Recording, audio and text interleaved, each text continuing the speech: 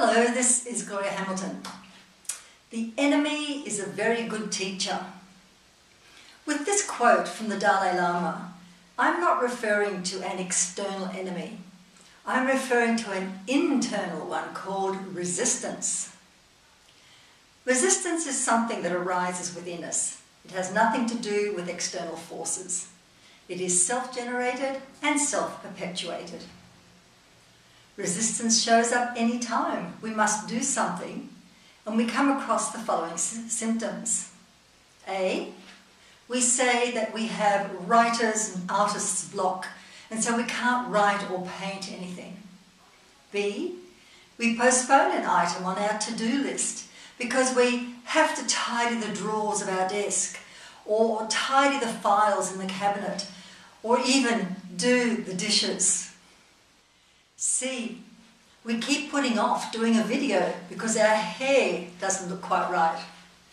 D, we don't go on the health regime that we planned to start because we've got a few social functions in the next couple of weeks and so it's not worth starting until they are over.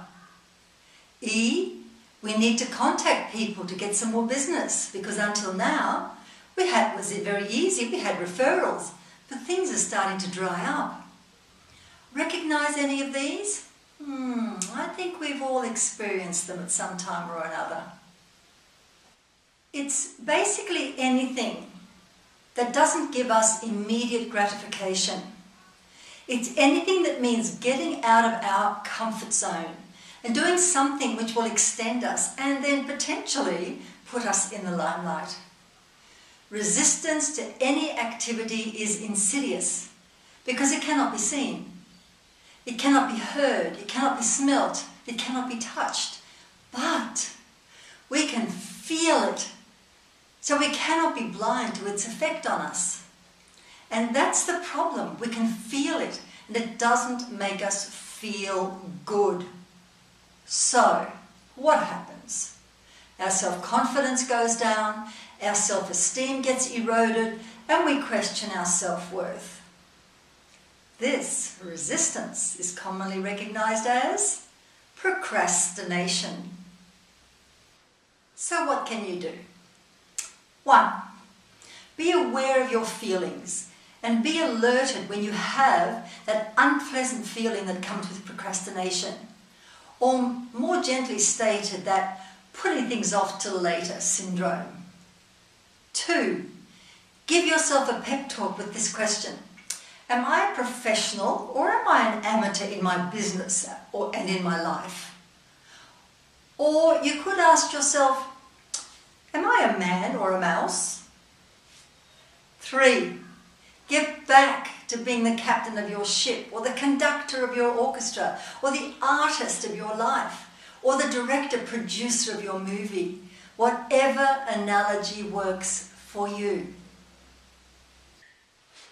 If you haven't already, and this is number 4, if you haven't already done so, break the project into smaller pieces so that you aren't so overwhelmed.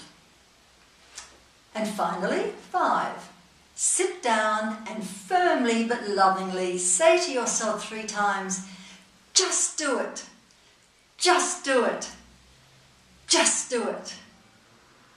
And then, after a couple of hours, when it's logical that you will need a break, congratulate yourself for having taken this professional, this adult approach to whatever it is that you had to do.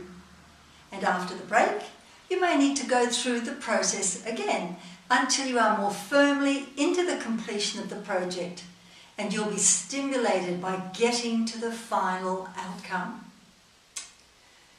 Use this process each time until when you feel resistance and procrastination knocking on your door.